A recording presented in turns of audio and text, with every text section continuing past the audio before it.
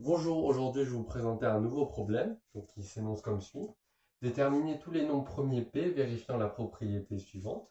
Donc je vais expliquer ce que cette propriété. Donc on va considérer l'ensemble 1, 2 jusqu'à P et on veut séparer cet ensemble euh, en plusieurs groupes pour que la somme de chaque terme des groupes soit égale euh, à, euh, à la somme des termes des autres groupes.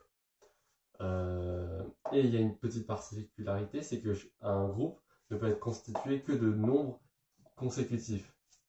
Donc par exemple, prenons P égale à 2. Ici, ce P égale à 2 ne vérifie pas la propriété. Parce que je peux faire un ensemble 1 et deux ensembles composés de 1, l'autre de 2. Et quand la somme de cet ensemble c'est 1 et la somme de celui-là c'est 2, et ce n'est pas égal, donc je ne peux pas. Par contre, avec 3, c'est P égale à 3, on a 3, mince.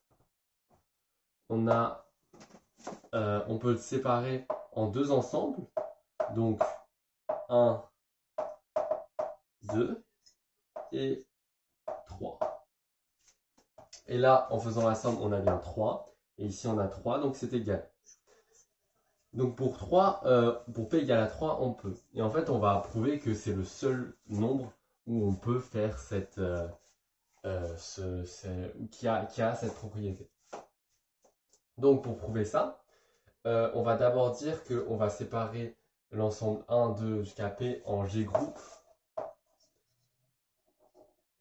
Donc G est inférieur à P, puisque si on a G égale à P, ça veut dire qu'on prend l'ensemble composé de 1, puis l'ensemble composé que de 2, puis le troisième ensemble composé que de 3. Et on voit très bien que la somme des termes dans les ensembles ne sont pas égaux. La somme des termes ne sont pas égales. Donc G est inférieur à P. Et on va additionner tous ces groupes. C'est-à-dire qu'on va ajouter G plus... non, comment dire? Ce groupe G, il va la somme de ce groupe va être égale à S. Et comme la somme, comme G doit être égal, par exemple, le groupe G1 doit être égal au groupe G2, doit être égal au groupe G3 qui est égal à cette somme. Du coup, on a G fois la somme. La somme qui va être qui est égale à toutes les autres. Donc, tu as G fois cette somme. Comment dire? Tous les groupes G, donc G1, G2, etc.,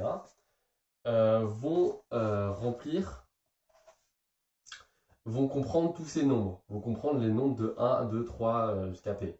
Et si on fait la somme de tous ces nombres, on trouve P, facteur de P plus 1 sur 2. La formule d'une somme des cas allant de 1 à P. Et quand je multiplie le nombre de groupes par la somme dans chaque groupe, on retrouve toute cette somme, puisque tous les groupes G, seront composés de tout ça. Donc c'est égal à la somme qui est de P facteur de P plus 1 sur 2. Ok, donc là on a cette égalité. Comme G est inférieur à P, du coup on a P qui divise G fois S. Voyez comme ça, P facteur de P plus 1 sur 2. On a P qui divise GS et P plus 1 sur 2 qui divise GS. Donc ce qui nous intéresse, c'est P ici. Donc P divise G fois S. Sauf que G est inférieur à P. Donc P ne peut pas diviser G. Et on va essayer le lemme de Gauss qui dit que si P divise AB et que A est premier avec P, alors P divise B. Donc là, P divise S. Ok. Donc on a P qui divise S.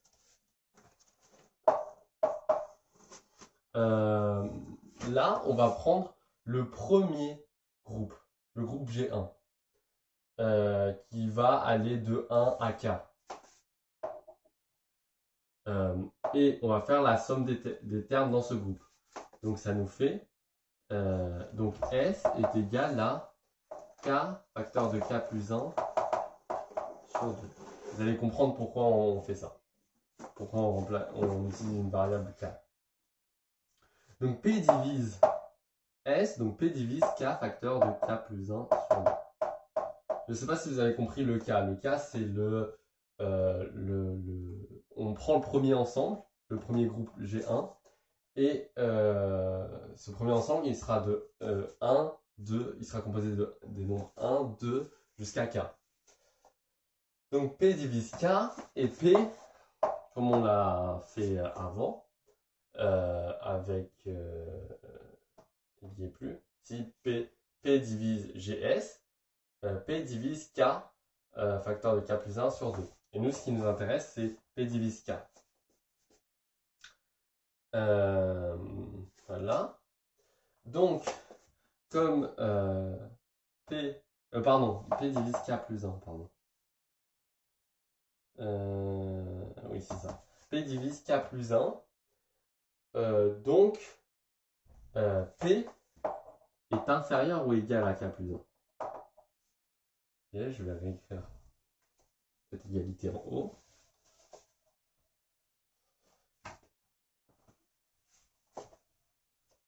Donc P est inférieur à K plus 1. Sauf qu'on a dit K, il est avant P ici. Donc K, en fait, K est inférieur à P. Donc on a K inférieur à P, strictement, et inférieur ou égal à K plus 1. Donc on en déduit que P égale à K plus 1, en fait. Ok. Donc P égale à K plus 1. Donc, si on reprend tout, donc on a une vision plus globale. P égale à K plus 1. Donc, ici, j'aurai que deux groupes. En fait, j'aurai que deux groupes. Le groupe composé de P et le groupe composé de 1, 2, etc. jusqu'à P-1. P-1, du coup, qui est K. Ici, on a K et ici, on a K plus 1. Donc, on a en fait P-1 facteur de P sur 2. Donc, la somme des K allant du coup, c'est pas notre cas ici, mais des K allant de 1 à P-1 qui est égal à P. Et du coup, là, on pourra conclure. On divise par P des deux côtés. Donc, on a P-1 sur 2 qui est égal à 1. P sur P égale à 1. Donc, on a P-1 égale à 2 fois 1, 2, qui est égal à... donc P égale à 2 plus 1, donc P égale à 3.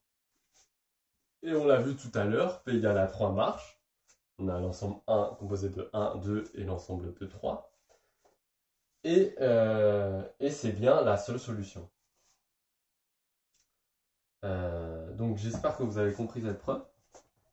C'était pas très... J'espère que j'ai bien expliqué, mais c'était pas très clair, je pense. Et comment dire? Et ce qu'il faut pour cette preuve, c'est de bien comprendre les divisibilités. Donc si P divise AB et que A est premier avec P, P divise B. Ça, faut bien le comprendre. Donc la ligne de Gauss. Puis cette notion de je prends la première somme qui est composée de 1 jusqu'à K et j'en déduis que P est en fait égal à K plus 1. C'était la partie dure de la preuve, je trouve en tout cas. Donc j'espère que ça vous aura plu, j'espère que vous avez compris. Et on va se voir pour d'autres vidéos.